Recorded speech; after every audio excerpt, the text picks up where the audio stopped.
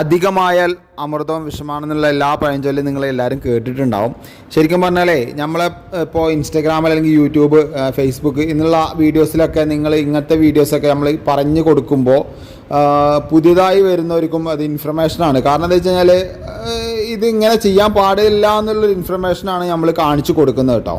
ഇപ്പോൾ എൻ്റെ കയ്യിൽ 2 കമ്പനിയുടെ CPVC വാൾവാണുള്ളത്.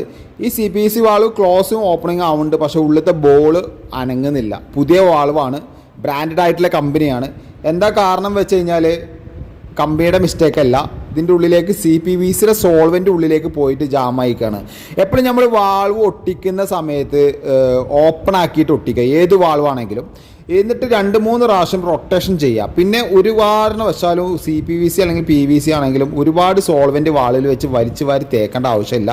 കുറച്ച് സോൾവെൻറ്റ് തേച്ചാൽ തന്നെ അത് ഒട്ടുന്നതാണ് കേട്ടോ. അപ്പോൾ നിങ്ങൾക്ക് ഇതേപോലെ അനുഭവം ഉണ്ടെങ്കിൽ ജസ്റ്റ് ഒന്ന് വീഡിയോയിൽ കമൻറ്റ് ചെയ്യാം.